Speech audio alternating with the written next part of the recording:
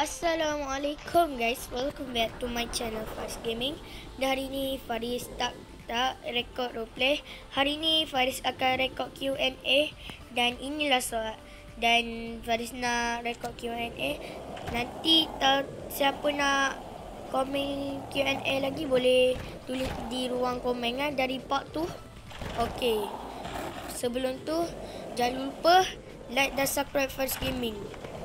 Okey, soalan pertama. Sebab apa Faris buat YT?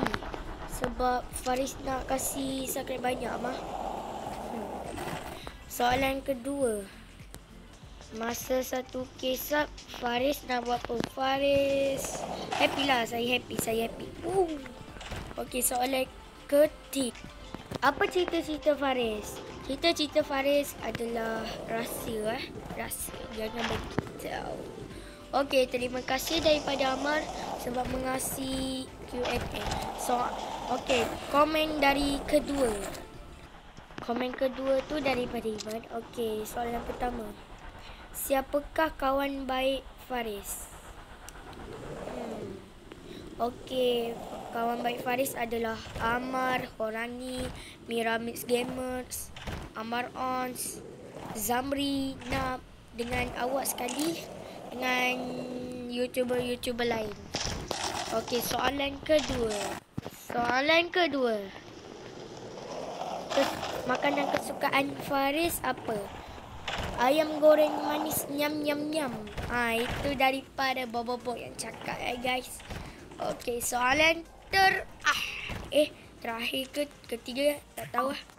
Okey, salah. Bukan terakhir. Faris suka main sukan apa? Bola sepak.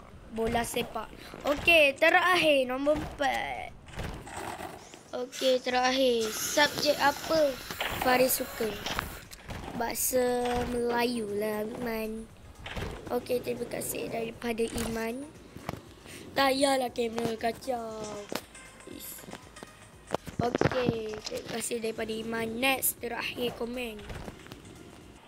Soalan subscribe 510 special. Okey, 1. Game apa? Tak nampak.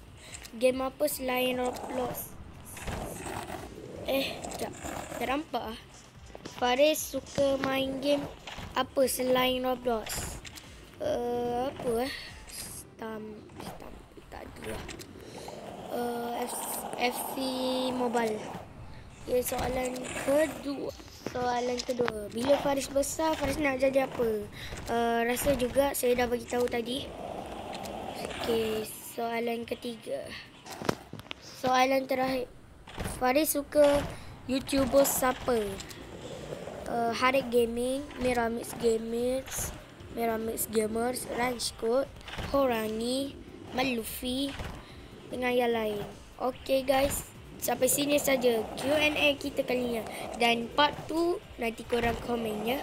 Okeylah guys, ini Q&A kita kali ni dan bye bye. Ciao.